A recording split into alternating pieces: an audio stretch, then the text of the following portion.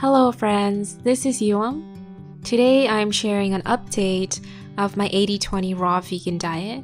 Now I'm incorporating more cooked food and I'm eating Korean food to align with my roots and cultural background. I'll also be sharing some benefits of eating plant-based, and this is based on the teachings of medical medium if you want to dive deeper into it.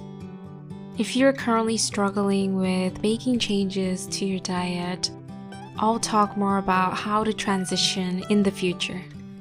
Also, feel free to watch my previous video for the 100% raw, mostly vegetarian diet I did in the past.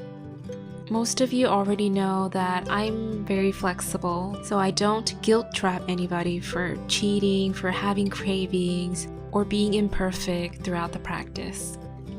I also don't believe that my diet is the best diet for everyone, so I don't force anyone to be plant-based. I'm open to all lifestyle choices, even if it's different from my own. And I'm not here to convert anyone or to force anyone to be just like me. So be sure to share with me any changes you made. Do you face any blocks in achieving your health goals? Share with me in the comments below. My day starts off with a cup of lemon water to flush out my system. This gives me the right energy boost to get me started. I don't consume caffeinated beverages, mostly because it worsens my anxiety symptoms. So I tend to go for herbal tea throughout the day or fruit water in the morning. And after that, I drink organic celery juice on an empty stomach. And I've been doing this for almost a year after learning about the celery juice movement. And as I mentioned in my previous video, it helped me reduce my stomach bloating, my eczema, the forehead bumps that I had on my skin, most of my dark circles, and it gives me more energy throughout the day. And I admit that it does taste bitter at times, but I think of it more as a health tonic or even as a medicine, so I don't mind it that much anymore. It can be too strong in the beginning, so I suggest starting with about 16 ounces and adding more in the future. I've been getting some questions on what kind of juicer I use, so I'm using an Omega juicer, but I also have a Shine juicer that is much more affordable and compact. This is what I usually take when I travel, so I'll probably add this to my packed bag for my upcoming trip. I usually do a light breakfast that is low fat since I don't want to overwork my liver in the morning. And this means no fatty food like avocado, nut butter, or cooking oil. But if I feel like adding a bit of nut milk, I sometimes do that once in a while, and I don't really mind. If fruit sugar is something that you are currently worried about, and you want to gather more information and to be more mindful of this, I definitely recommend visiting the link in the descriptions for Medical Medium's insight on fruit fear, hybridization, seasonal fruits, and fructose intolerance. I started introducing more supplements and holistic remedies into my diet, so I take magnesium powder, elderberry tincture, lemon balm tincture, B12 supplement, and zinc supplement, and I also take CBD oil at times.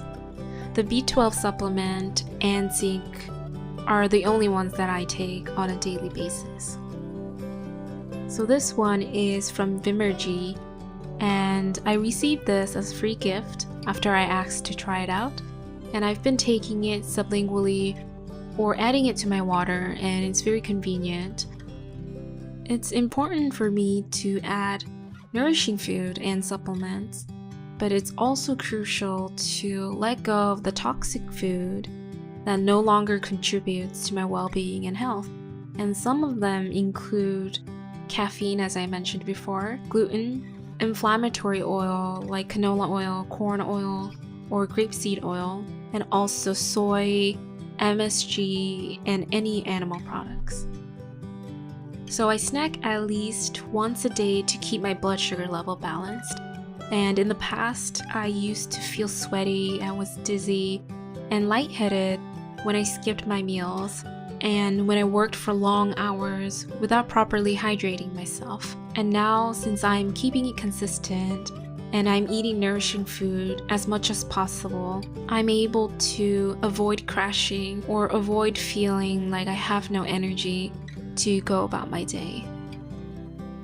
For lunch, I go for a simple fruit platter, or sometimes I eat Korean food, and this keeps me hydrated and I can avoid overeating when I eat fruits.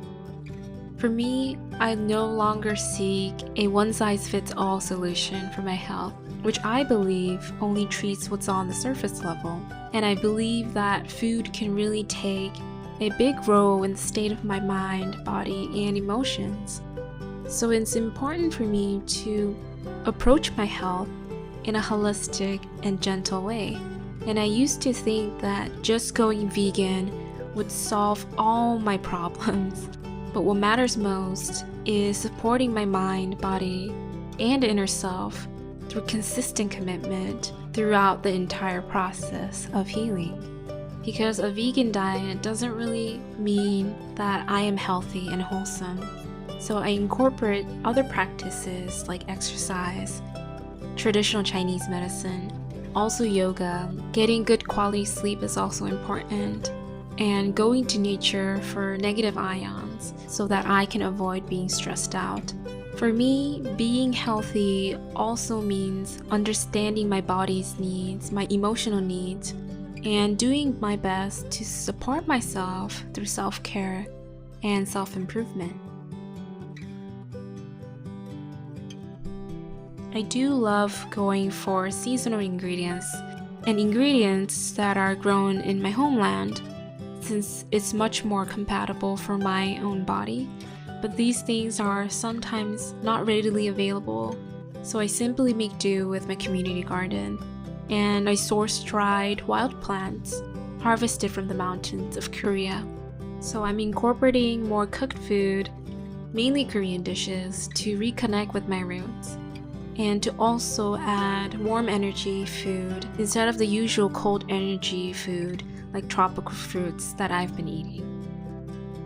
It's very important for me to be flexible and be open to learn new things and to adopt new things into my diet and into my lifestyle. So instead of immediately changing a diet or doing an extreme diet without proper transitioning, I think it's good to be gentle throughout the process. I would love for you to read Anthony Williams' book, Medical Medium, also any of Louise Hay's book, and for anyone who's interested in transitioning to a non-vegan diet to a plant-based diet, I think Diet for a New America is a good place to start. If you enjoyed this video, please like and subscribe to my channel.